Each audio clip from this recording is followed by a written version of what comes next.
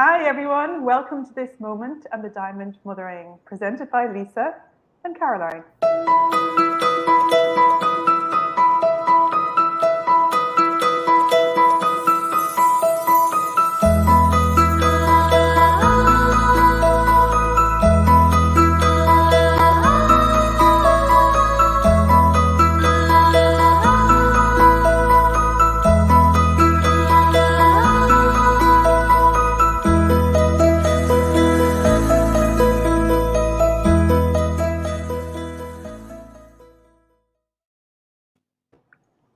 Welcome, and we are talking to Lillian, the parenting strategist from the Gold Coast in Australia in this episode, and I'm looking forward to hearing some of the things that she has to say about parenting in this day and age. How are you, Lillian? Welcome and thanks for joining us. Thank you, Lisa and Caroline. It's absolutely awesome to be here. Oh, so lovely to meet you, Lillian. I'm really looking forward to hearing all your wisdom. So we run the Feminine First Aid on a Monday evening in the Northern Hemisphere, and it's Tuesday morning in the Southern Hemisphere. And we do that so that we can give parents some really, usable and actionable strategies for their kids. And that's why we run it. We've been talking to mums and we've been talking to people that have got all these great ideas that can really support mums. So I know that you are a heart nurture expert. Is that the word? And I'd love to hear a little bit more about that. If you don't mind starting there, that would be great. Yeah, it's the nurtured heart approach. Oh, I was close. So I'm an advanced trainer in the nurtured heart approach, but there's a bit of a story leading up to that. So is that okay if I just quickly go for it? Yeah, that'd be great. So I have two amazing sons. They're now adults. So my eldest son is 36 and my baby is 28. And my youngest son was diagnosed as a toddler or in preschool with ADHD, which is attention deficit hyperactivity disorder, ODD, which is oppositional defiant disorder, and childhood depression. Now at age 4, medication was recommended. My husband and I did not want to take that path at all. So we set about on our own journey of exploration. So from age 5 through to about age 12, if I could just, summarize it as quickly as I can, he was going okay. So he did get kicked out of 4 childcare centres between age 3 and 5. He went to 5. We lived in a large country town and there were 5 childcare centres, and he attended all of them because basically he was so challenging. He was defiant. He was hyperactive. As much as I'm not a fan of labels, he did tick all of the criteria for ADHD and ODD. When I went down and read the criteria, I was like tick, tick, tick, tick, tick. However, I wasn't happy with the professionals' solutions for us. So in the earlier years, we concentrated more on diet, so food, looking at preservatives, colors, additives. We noted that he was very, very, very food sensitive. Even the colors in his clothing, we had to get tested because he had a sensitivity to something called azo dyes, which are both in food and in clothing. So we concentrated a lot on food, on getting rid of toxins in the home, like completely cleaning out our home, from shampoos to hand washes to toothpaste. Like toothpaste alone, there were 5 or 6 potentially toxic and even, dare I say, carcinogenic ingredients in the average children's toothpaste. So we cleaned out the house. We implemented a nutritional regime because we started seeking advice from holistic practitioners like naturopaths, etc. And so we implemented that. We did some work on self-esteem and self-worth, and we were it was like a little roller coaster. So we had little bumps along the way. But for those, primary school years, so the age 5 to 12, we still had challenges. Like he broke his teacher's nose in grade 1, but accidentally, kind of, in an act of frustration. But when adolescence hit, or adolescence was on its way, so at about age 13, the work that we'd done in the prior years really unraveled because it wasn't enough. So what we had done for the earlier years just wasn't cutting it. He started becoming very oppositional, very defiant. He totally, was revolting revolting the system at school, at home. He was challenging to parent. My husband and I, Lisa has met my husband as well. We are good people, we're good parents, but we just didn't know how to handle this very intense and challenging child. So at age 14, when we were just, I'm lucky I've still got hair because I think I pulled most of it out.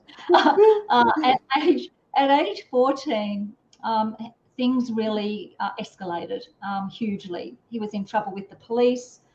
He got kicked out of, so he went to 5 childcare centres, 4 primary schools and 2 high schools, either because he got kicked out or we felt compelled to take him out. And in his last secondary school, after getting kicked out of a very elite private school, being told we do not tolerate children like this at our school. So we took him out of there, and he was at kind of like a regular secondary school, but he was starting to really mix with the wrong kids, and he was getting into things he shouldn't have got into, taking things he shouldn't have taken, doing things he shouldn't have done. Use your imagination, and tick, tick, tick, tick all the way through. And we really thought we were going to lose him, either to him doing something silly or he would just leave home, because the atmosphere at home was not very pleasant. His older brother is 7.5 years older, and he's a very quiet, he's now a naturopath, herbalist and nutritionist, by the way, because of his younger brother's journey.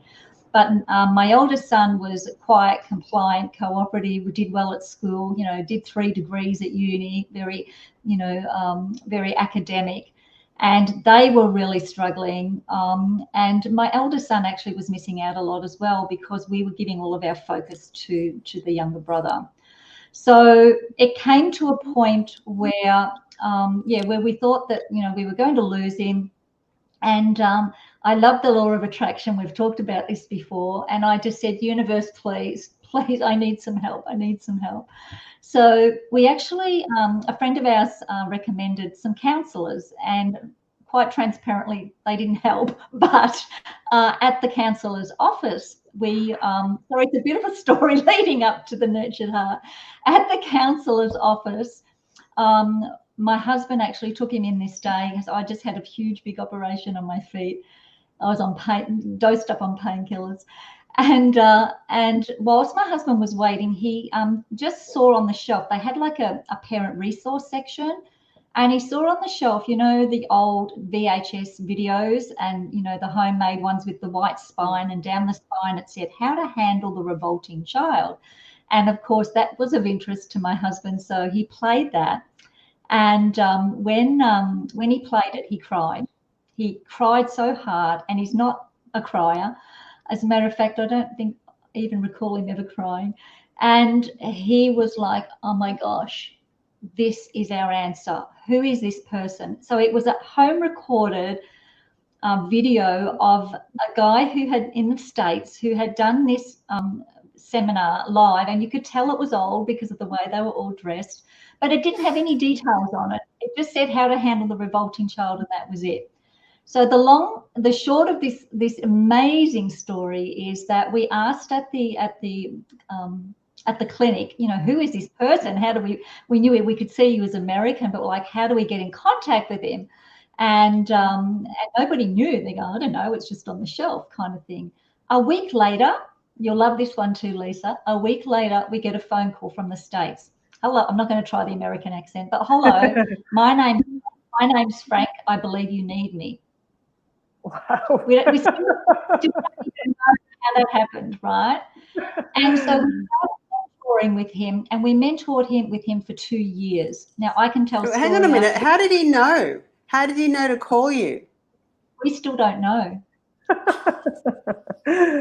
Wow. We still don't know. Somebody must have found somebody who found somebody who found somebody who, and he was a guy. He was an older guy then, in his 70s, or late 60s to early 70s, and he used to work with gang members, street kids, drug addicts, dealers, families, like really dysfunctional families in the States. So when he heard that we were desperate for help, he phoned us, and we were so relieved, and we started mentoring with him and working with him, and the change in all of our relationships was so profound. It was like somebody zoomed down from outer space and grabbed the other kid and replaced him with a kid who looked the same, but he was so different. And so I'm getting to the nurtured heart approach. I'm very close. So so back in 2000, now I'm going to skip forward to 2013. So we were teaching Frank's teachings. I was teaching predominantly with my parenting work that I've been doing for over 20 years now. And I was teaching Frank's teachings. I've written 6 books, and my favorite book, The Revolting Child, A Blessing in Disguise, is the journey of that story of meeting Frank and what transpired. And so 2013, I'm at a youth networking event, and I got chatting to this psychologist. I said, "What do you do?" She asked me what I did. And as I explained what I did, she said, "Oh, I've just heard about that. Is that the nurtured heart approach?" And I'm like, "No, what's the nurtured heart approach? It's kind of the Lillian Reekie approach." And so I go home, do what we do, Googled, and I was in awe. Like, I spent like about 5 hours on the internet watching every video, reading everything I could. And it was so in alignment with what our beautiful angel Frank taught us. It's like, it was almost like it was, but it wasn't. Like, it was so similar. So once again, I'm like, universe, I need to find out more about this nurtured heart approach. There was an email address to send a question to. So I said, "Hey, look, I'm here in Australia. I can't see any presence in Australia, but I need to know more about this." And the universe stepped in again. You're gonna love all my universe stories. So I got a response back from the States, and they said, "Look, we have just introduced the nurtured heart approach to Australia. There is a psychologist, not the same psychologist that I spoke to, but a psychologist who's introducing it in Australia. I'll give you his details." Now, this psychologist could have been anywhere. And guess where he was? 5 minutes away from me. Yes. So I started mentoring with him. I did all the courses. I became a nurtured heart approach junkie. And then in 2014, Howard Glasser, the founder of Nurtured Heart Approach, came out to Australia, and I did the certified course in 2014. And then in 2021, I became an advanced trainer. So that was a very long story leading up to asking me about the Nurtured Heart approach. It was a good story, amazing story, Lillian. And I think it's great to get the context of it, like your background and the struggles and everything that you went through, because that really shows your passion for what you're doing now, because it's like trying to find your way out of a very difficult storm, like totally talk about being in the fog, that was amazing that you can, found that approach. And what is the nurtured heart approach? How does that help families today? Look, I've been doing parenting. Well, I've been a parent for 36 years, and I've been doing parenting work because of our son's journey for over 23 years. And I've written 6 books, so I know a lot about parenting. I've been, an expert on TV, on radio, and so forth. But it wasn't until I learned the Nurtured Heart approach that I really knew I had a tool that I could use to teach parents. Because even with all of the beautiful stuff that Frank taught us, it was not so easy to duplicate, if that makes sense. Like, we mentored with him for 2 years, and I learned a lot of stuff, but it wasn't systematic, if that makes sense. So when I learned about the Nurtured Heart approach, it made everything make sense. So to me, the Nurtured Heart approach, it's not a parenting philosophy or a parenting approach. It's actually a way of being. It's a way of relationshiping. It's a way of connecting. It's a way of building the inner wealth in our children. We call it inner wealth, which for me is a combination of like self-esteem, self-worth, self-love, self-respect, all of those things built into one. We build inner wealth in ourselves as well, because let's face it, when I was a stressed and struggling parent, it was challenging for me to be the best parent I could be. So we have to look after our own mental wellness and emotional health and wellness as well as parents and caregivers of children. So the nurtured heart approach, I love so much because it's really about building up the person, and let's say the child, because we're focusing on parenting, but really it's relevant to any relationship. So a relationship with a child, with your partner, business partner, work colleagues, friends, strangers, and even with yourself. So let me see how I can share this briefly. So it's based on 3 stands. And if you stand for something, what does that mean? It means you really, it's something that you really believe in, that you stand strong, for. So the 3 stands are absolutely no, absolutely yes, and absolute clarity. So absolutely no is not giving, it's absolutely no about giving energy, relationship, and connection to the negative or to the things that we don't want to grow. So I like to use the example of getting a watering can, full of beautiful water with some nutrients in for the plants.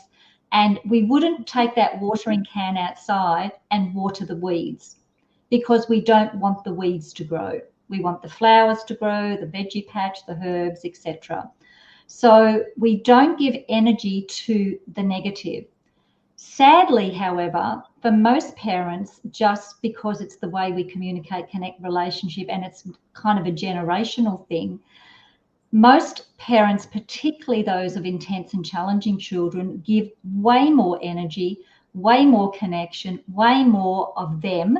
And we call us their favorite toy. That's another little analogy we use to the children when they're doing the wrong thing, when they're breaking the rules, when they're being misbehaving, when they're not cooperating, when they're being disrespectful. We're never, ever, ever too busy to come in and give energy in relationship to the kids when they're mucking up, right?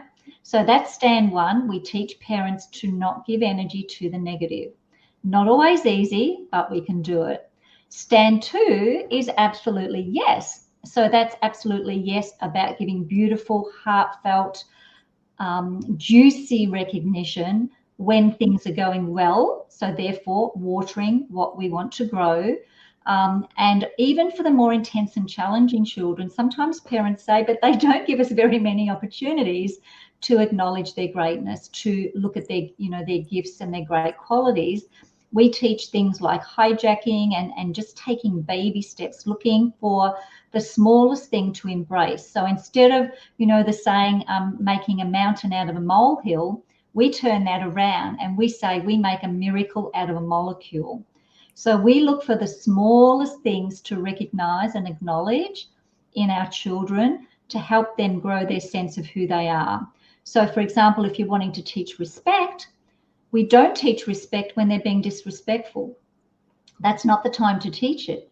We teach it when they're being respectful or moving towards being more respectful. So that's stand 2, and there are 4 different recognition techniques that I teach throughout the courses that I do to teach people, because it's kind of like really learning a whole new language. It's like we're going to learn German, right? We have to learn a few words. We then put those words into sentences, then those sentences into phrases, then into paragraphs, then into conversations. And then eventually we can speak German fluently. So we get to speak nurtured heart approach fluently. And then stand 3 is absolute clarity. So it's about having clarity on around your rules and the consequences. And also in stand 3, we encompass the reset. So the reset is we don't have a punishment. We don't use time out, taking away privileges, no computer, no phone, in your bedroom, no going to the party. We actually use a reset, which we teach through the video game theory. So the reset is basically just getting the child to acknowledge that a rule has been broken, but to then take the time to reset themselves back into a place where they can move forward more positively. Kids learn to become a self-master of the reset. And we as parents also need to learn the reset, because if we are angered or agitated or escalated or angry, instead of reacting in that space, we go, okay, whatever we need to do, take a few deep breaths, take our shoes off, go and walk in the backyard, turn away, whatever we need to do to reset ourselves so that we can come back and communicate in relationship in a more beautiful and positive and heart-centered way. So the reset is such an important tool that we teach parents. And the 3 stands are kind of like juggling 3 balls or doing a bit of a dance. Like, we don't say, okay, let's do stand 1, let's do stand 2, let's do stand 3. They all kind of work together. But when we teach them individually first, and then we bring them together. So just like teaching German, we teach the words and the sentences and the phrases, and then we bring it all together. Wow. It sounds very nurturing. Like, I can feel how it would, that sort of like a connection. The connection is created because there's no conflict, so you've reduced the conflict and you've created the connection. Absolutely. It's all about connection. What do we all seek? We all seek connection. We all seek relationship. And kids will get it any which way they can. And so many kids, once again, particularly the more intense and challenging kids, they learn from such a young age to seek that connection and relationship. And they get the best, juiciest, more connection, more energy, more of their favorite toy when they break the rules, when they do the wrong thing. Mum's never too busy to yell and scream and come in if the kids are fighting, but if they're playing cooperatively and quietly, they might not get any attention. So we need to switch that around. We need to give more energy, more connection, more time when the kids are doing the right thing or moving towards doing the right thing. Yeah, it's so true, because that is. Makes sense? Yeah, because it's like, I know in my own life as well, like, there's every child is different, but if the family dynamic has been kind of all about like that correcting one child, even because they maybe have this strong voice or they have this really strong way of expressing themselves, but they're getting attention from that, and it's a continuous kind of dynamic that's always running all the time. And it's just like, sounds to me like what you're doing is you're trying to break that dynamic and try to give them, trying to train parents into coming out of that dynamic into a positive dynamic, rather than you're sometimes myself and Lisa talk about the diamond with the flaw instead of, putting your attention on the flaw in the diamond, looking at the rest of it, the beautiful diamond that's actually here in front of you, but it's a mind shift, really, to taking that emphasis away from the negativity and trying to build the relationship around that connection, that correction. I love that. I love it. It really is like a step-by-step approach, and like you said, kind of a process or a structure. You're kind of putting a new structure in place, really, aren't you? And it takes time, Carol, and it takes time. So I've been teaching, been experimenting with different length courses. So I've finished a 9-week course at the end of last year, and I'm currently running a 9-week course, but I've had feedback from a lot of people saying they need me more, they need me longer. So I'm about to launch a 6-month course. So that will be for people who really want to stay connected, have their hand held, and really learn this and implement this. Because just once again, going back to that analogy of learning German, you'll learn somewhat how to speak German in 9 weeks, but you would learn a lot more in 6 months. So so parents are saying it's simple, but it's because we're not used to communicating that way. And a lot of people go back to what they were doing just instinctively, and it's a generational thing. How often have we said to ourselves, oh my gosh, I'm my mother, or I'm my father? Parenting is quite generational, because it unfortunately doesn't come with a book, when you get your baby and you get the parenting book. I would love to see this approach taught to new parents, because rather than waiting, for like our family, waiting until, we were stressed to the point of breaking, to learn this when the children are young. And as a matter of fact, I would even encourage people to learn it before their children are talking, or even once they find out they're pregnant, come and do the course and be ready. Because a lot of communication is also, it's not just the spoken word either. It's energetic, right? So we need to be aware of our energy as well. And I've seen so many examples of this, totally transforming the most difficult and challenging situation. May I share a quick story with you? Unless you've got That'd be great. question. When I wrote my book, The Revolting Child, I should have had it handy. It's just over there, but that's okay. When I wrote my book, The Revolting Child, A Blessing in Disguise, which was my third of 6 books, we got invited to do a book launch. Actually, we got invited to do 2. And on the second one, the person who organised it said, "Do you think your son would come along? We'd love to meet him." And I'm like, "Oh, he's just turned 16. So you might not be into that, but all I can do is ask him." And he knows how passionate I am. And firstly, I'll take a step back actually, because after we finished coaching with Frank, I became so passionate about the transformation we had. Prior to that, even though I was teaching parenting, I kept a lot to myself. There was a sense of shame, embarrassment, I'm not good enough. Who would want to listen to me? And I really had a sense of, even though we'd been through that journey, I was comfortable sharing all the health stuff, the food, the diet, all that stuff. And we did hundreds and hundreds of those seminars, but I wasn't ready to open up about all the challenges that happened when he got into his teens.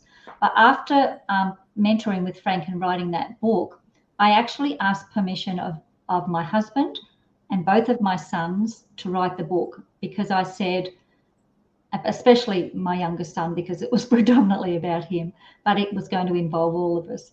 And he actually said, as long as you tell the whole truth from everybody's perspective and not just make me seem like the bad kid. And so I did. I had to get everybody's permission. And I wrote that book in 6 weeks. It was like I had a muse, like I just wrote all out of my head, no research. It was just all our story. And so when I went to do the book launch, and at the end of our talk, so my husband and I shared our journey, and there was a Q&A. And this man, who happened to have a 15-year-old revolting daughter, as in the act of revolt, put his hand up and said, "We've just heard your story. We've just heard where your son was like just 9 to 10 months ago, because 9 to 10 months ago, we found him in a drunken stupor in the gutter by the police. He'd run away from home, got himself into a terrible state, like kicked out, like all this stuff was happening. And 9 months later, after I'd written this book, so I wrote the book in 6 weeks, and this guy asked the question, so what was it that took you from where you were back then, like those few months ago, getting in trouble at school with the police, doing the wrong thing, taking the wrong stuff, to where you are today?" And I saw his mind tick over just for a few seconds, and I thought, wow, what a great question. Like my ears were really kind of like, I need to hear the answer to this question. It was a great question. And he said, it still makes me emotional. He said, when I saw the effort that my mum and dad went to be the best parents they could be, I just wanted to be the best son. Wow. Oh. And for me, that is everything, because if parents can only understand, their kids notice. Even like I have parents that I teach this to with teens, and they go, the teens roll their eyes and say, "Why are you using this silly language and stuff?"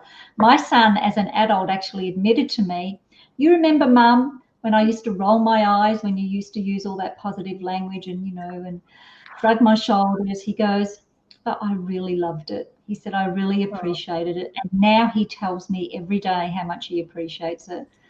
We have the best relationship. He and his partner both, we live together. And you know, I thought he would have been out of the house at 16, and he's still here at nearly 29 with his partner. And we have, you know, we've just finished dinner. We all sat around, 5 of us, 5 adults, sat around the dinner table together, you know, talking and laughing and sharing about our day. And we have the most amazing relationship, but it's because we did the work.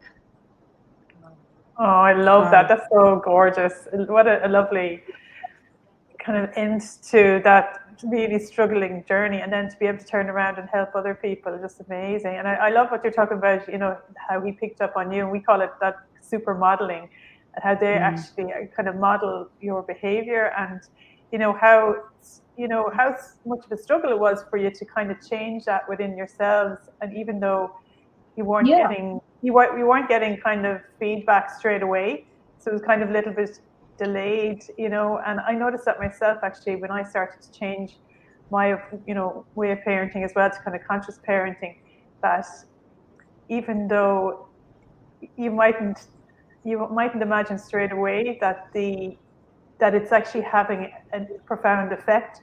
But I notice if I slip back into the old way, I used to be told like, oh, go back to your positivity, you know? You know, so go back, and then I go, oh yeah, great, okay, so it is being noticed, you know, kind of way. They love it. I mean, the teens try and be kind of cool, but look, the young kids just lap it up.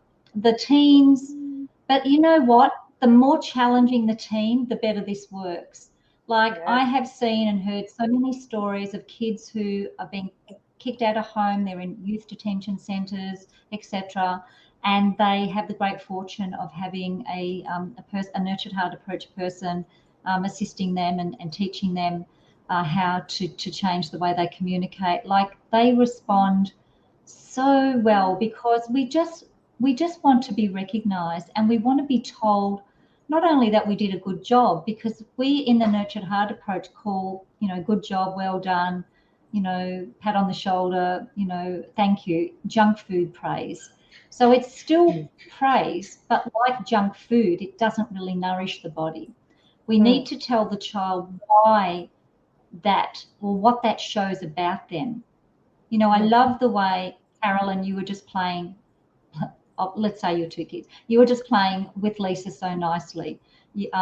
You know, what that really shows me as a big sister, Carolyn, is that you were being, you know, so kind and so thoughtful to your little sister, and you were being cooperative and so thoughtful, helping her, you know, with her blocks. And even though you're a big kid and you're not really into blocks, but it just showed me what a beautiful, loving, caring and thoughtful big sister you are. And I really appreciate that. Thank you so much for being an awesome big sister. I mean, and you could have said that in a myriad of different ways. You could have just said, oh, thanks for keeping Lisa busy, or thanks for playing with Lisa, which is still positive. But when you really tell them what that shows about them, you know, and building up their strengths, because it's like having an art portfolio. You know, an artist puts all of their best work into their portfolio, whereas what we're wanting to do is put all of the qualities that we're constantly seeing about our children and each other into that portfolio. So wherever we go, we'll carry that portfolio and go, you know what? I have the greatness of being cooperative. I have the greatness of being respectful and kind and thoughtful and collaborative. And I have the greatness of self-control, you know, like, and we build up this vocabulary of qualities.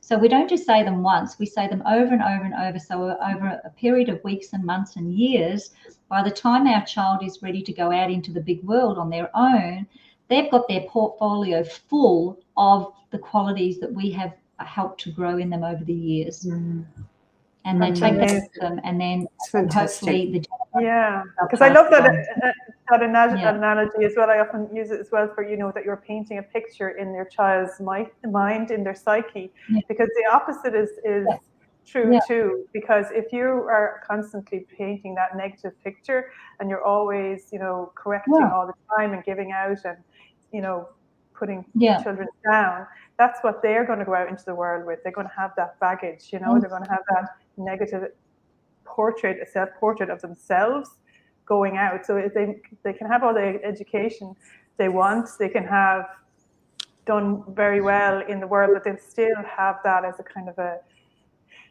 as a veil, you know, that they can't really, you know, it'll be a hindrance to them, and then like that they're easily drawn into, you know, say company that isn't beneficial to them, or into drugs, and into trying to self-soothe that feeling that they have, that negative picture that they have painted, it was painted in their minds of themselves, you know. So it's like, it's so important to so important, consciously painting that picture for them, you know, in their mind. Just so important. I've got some questions for you, Lillian. Absolutely.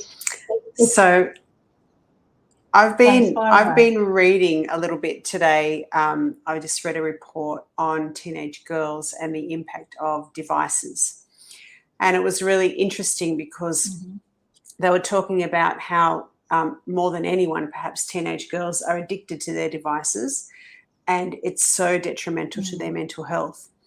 And so as you're sharing this, I'm thinking, I wonder how like that would work for, say, a parent that has a teenage daughter that won't get off her device, because that's a really common thing now. And it doesn't necessarily have to lead to conflict, but it's like, it's an addiction, right? So how does that translate into that world?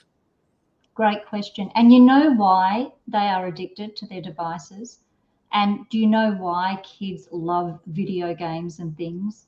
Because they feel like, you know, that they're a part of something. So if you look at a video game, for example, we'll get back to devices, but if you look at a video game, how many kids get addicted to video games? I know my son, when he was 14, he wouldn't do his schoolwork, wouldn't do his homework, wouldn't do his housework, like he wouldn't do stuff, but he couldn't concentrate for long enough.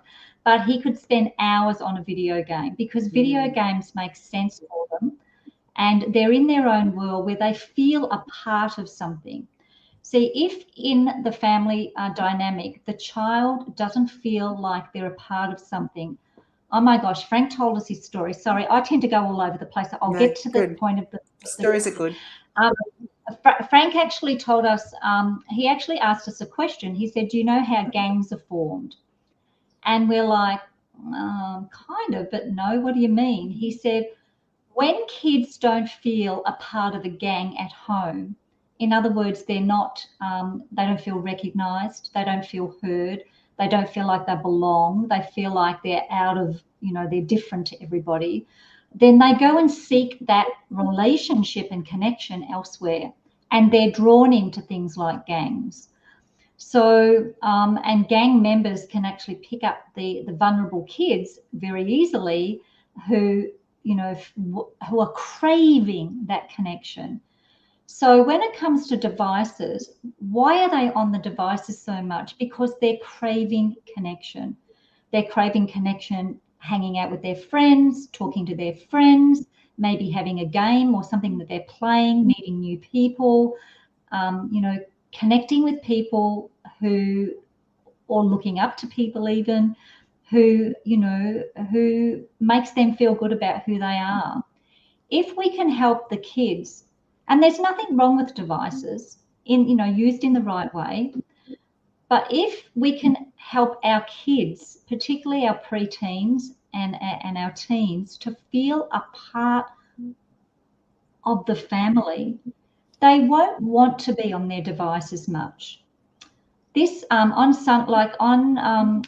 this weekend just gone, my youngest son said, Mum, let's have a family picnic. We picked up my dad from the nursing home, my sister and her husband came. There were 8 adults. We had a beautiful picnic.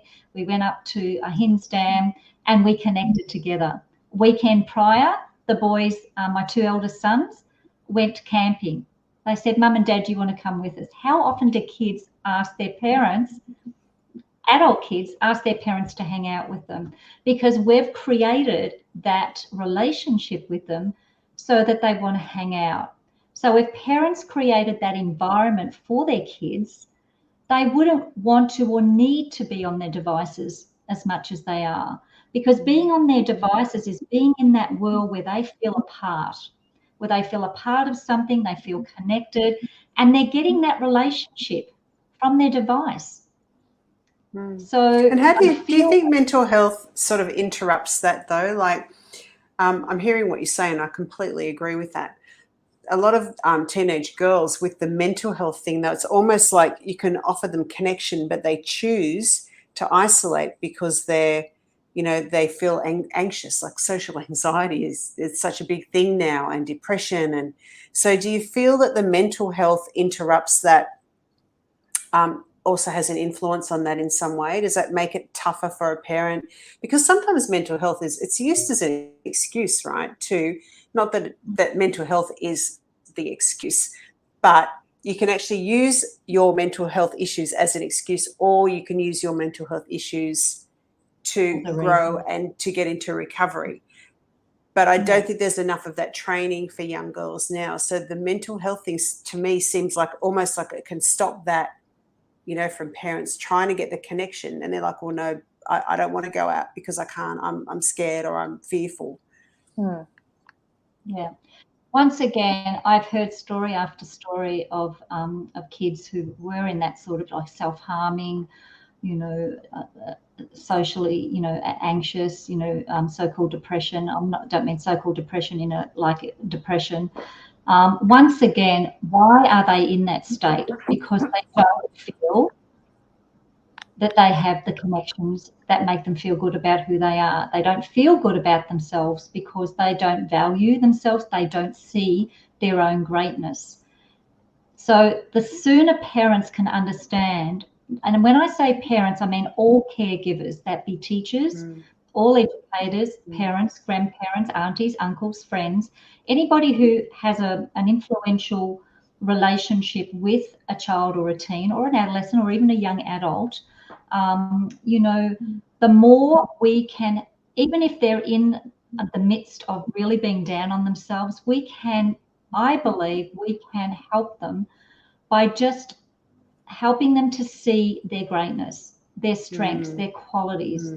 And the more we do that, the more nobody can change the way I feel, the way you feel, or the way that child feels, but we can help them to feel better about who they are. Yeah. And then through them feeling better about who they are, their mental health is going to improve. Yeah. Whereas once again, too, Lisa, and you've just made me think of this. So if we focus on the mental health, what are we giving energy to? That's right. We're giving energy to the challenges. We're watering the weeds. So what we want to do, if there's a child that has, major anxiety or mental health issues, is we need to look for the opportunities to show them that they are, let's just say, they're in their room, 7 out of 8 hours, but they come out of their room for 1 hour. That's where you come in with the nourishing praise. Even though you're not feeling, great at the moment, I love how you've come out of your room and you're willing to spend time, with the family. That really, shows me that you have a lot of courage, that you, want to communicate with us and hang out with us, and just use all of the, so to build what we want to grow instead of focusing on. And if we keep talking to our kids about them having challenges, then I just think that that's going to grow it. And the more people say, oh, you're depressed, you've got this anxiety, the more. I have a close family member who's a young adult who has huge anxiety, and she barely comes out of her room, and it's not up to me to dictate, what happens in that home. But I know if it was in my home, I would do things differently. And it is all in the way we communicate. And I think any adult in that person's life can make a difference by just helping to build them up from molecules to miracles. So take the smallest molecule that we can grow and grow that. And then the next day, pick another small molecule and keep growing that. Let them know that, I love how confident you are. Build up whatever it is you need to build up their self-confidence, their self-worth. Water those things, but don't water the things you don't want to grow. I really believe, that, I know there's, in the last couple of years, for everybody, kids, adolescents, adults. It's been a stressful time. And I've really, really had to work on my reset. Sometimes because I'm so passionate about things, I go in and focus on the stuff. It shouldn't be like this, and that shouldn't happen, and this shouldn't happen. And then I go, Lillian, switch it, reset. I'm focusing on what I don't want. What is it I really want? And grow that. Focus on that. Energize that. So I think we can turn mental health around, Lisa. Yeah, if we I do too, actually. Yeah. I do too. I think the way we deal with it at the moment is it's an illness model. I call it an illness model, and I think it perpetuates more illness. And I'd really love to see it turn into a wellness model, which is where we are actually looking for connection, and we're looking for the emotional things that are going on underneath, and we're approaching it in a way that actually that's something that you have, but it's not who you are. It doesn't have to be this thing, and we don't have to keep that story going and keep talking about that story all the time. It's there, and we can deal with it however we need to, but let's do this instead, Totally agree. And also just encouraging the person, well, how do you want to feel? Like, you might be feeling like this now, but how do you want to feel? What would you like to be doing? How would you like life to look in a week, a month, 3 months, 6 months? And start working towards that. It's like the labeling, the same thing, Lisa, like the labeling of kids with ADHD, ODD, Asperger's, autism, what have you, conduct disorder, and all of those things. Like, they're labels, and I'm not really a fan of labels, because how does the child then the child then identifies themselves as being, I'm ADD, or I'm Asperger's, or I'm depressed, or I have social anxiety. They label themselves, just like some people label themselves by their illness. It becomes an identity then, doesn't it? And actually, it's not who we really are, but if we hang on to that identity, it influences everything: relationships, how we feel, our potential. I fully that's agree. so true. I was thinking the very same thing, Lisa. Because I always see it as an identity, but those states are kind of moving you towards your next version of yourself. I always see that as like, you're going through an identity upgrade nearly, when what's really happening within them is, it's a difficult time that they're trying to kind of grow through, and that if they can kind of the language is so important, and how you frame that, and how you guide them, and an awareness for the parents to know that they're in a growing stage as well, like that the parents in a growing stage and the child is in a growing stage, like that they're all growing together. And when you're talking about starting to go within the parent and let them start nourishing themselves and changing their automatic way of responding to their children, that creates the environment, a healthy, sustainable environment for that growth to happen with their child. And it's very organic, and it's very natural, and it is very doable. But what's happening is that we're having to break that, the fear factor, I guess, that that's automatic, So it's when you have to continually become aware of the pattern that you're working from all the time, to redesign that into a new kind of beautiful relationship that can, and it does then start to tip over into that becomes your automatic way. And that's what it sounds like to me, Lillian, years down the road now that you've been constantly teaching and, practicing this in your life, that it becomes an automatic, that's the new automatic way of living then. Yeah. Absolutely. I love to use it. I mean, even when I go down the street and into the shops and things, and I love using the recognitions, even just, a shop assistant that's folded your clothes nicely, recognizing them for that and telling them how much, that shows that you care, and that, you care about your customers. And they're like, oh, nobody's ever recognized me for folding the clothes so nicely before. And people love recognition, and we need to do it for each other. And particularly if you're a parenting couple and you are pretty stressed because of your situation, we need to nurture each other as well. It's not just the children, and it's not just the challenging children. And we learned this lesson the hard way, because when our eldest son was a young teen, he attempted his own life. He attempted suicide because we didn't even see it coming. We didn't even know about it until he was 21 or 22. When I wrote that book, he shared that story and I didn't know, because he was in such a place where he wasn't getting the recognition he needed, because we just expected him to be the good kid. Yeah. And all of our energy and attention went to his brother, particularly when it was very negative. And we just expected him to be the good kid. So he didn't get the nourishment. He still needed it. Just because he was a good kid doesn't mean he didn't need that building up and that nourishment. He's had to do a lot of work on himself. So now as a practitioner, he not only understands the physiology of the body, but he really works a lot with his patients with emotional and mental health and wellness as well, because most of the ailments he sees in the adult body comes from conditioning, limiting beliefs, trauma, etc., from upbringing in childhood. Yeah, so it's true. Incredible. That's a brilliant point. Yeah, it's so true, isn't it? So we're coming up to the end of our interview, Lillian. It's been so juicy. We're having so much fun. So juicy, and we've had reliable Wi-Fi. We were sort of a bit concerned about that at the beginning, so that's been really good. Lillian, if you could give one thing, if you could say to parents one thing that could start changing everything now, what would be that one thing? I think the one thing would be focus on what you want. Focus on the outcome you want. What do you want to grow?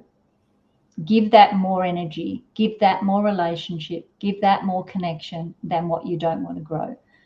Think of the watering can whenever you're going to communicate with your kids. Am I about to water the weeds, or do I want to water the flowers? What is it I really want? Focus on that. And before you open your mouth, ask yourself that question. What is it I really want out of this communication that I'm about to make with my child? Yeah, that's great. That's awesome. Now, where can people find you, Lillian, if they want to connect with you? Okay, so I'm actually doing a masterclass. I should have asked your permission if I could talk about this, but I'm doing a masterclass on April the 18th. So people can register for that. I think I've sent you the details, Lisa, but if not, I'll send them again. They can connect with me on Facebook, so Lillian Reekie, Parenting Strategist, and you can see on my banner there my website as well, so parentsupportnetwork.com.au. I'm pretty active on Facebook. And I'm happy to have a chat or like a complimentary consultation with somebody who would like to discuss their parenting issues, not just issues, but just their parenting and relationships. I would love for people to come and join us on the masterclass. It's free to do so. And my son, Nathan, who is the naturopath, he'll be on the call as well. We do a lot together because I've come to the conclusion that healthy and happy children and relationships is holistic. So we've got to look at the body, the physiology. We've got to look at the mental and emotional side of the body. We've got to look at parenting. We've got to look at relationshiping. And if you just work in isolation on one, you'll get a result. But if you want the best result, you've got to look at all areas. And that's why we work together, because he refers his patients to me. I refer my clients to him. And when they work with both of us, they get amazing, amazing results. That's wonderful. Imagine that. Wow. I love my that. daughter's 15. I think I'm going to start thinking about how she can work with me. I have the whole setup then. It'd be great. It's really good. Thank you, Lillian. Thank you so much for your time. I really appreciate you coming on. It's been lovely to talk to you. I think we're frozen. Have we frozen? No, you're fine. No. I was waiting for somebody to talk and I didn't know if we'd frozen and I didn't want to just keep talking. Oh no, we just made it. I think we're lucky. We just made the Wi-Fi is stayed clear for the whole of the show. So we'll say goodbye to you now. And thank you so much, Lillian.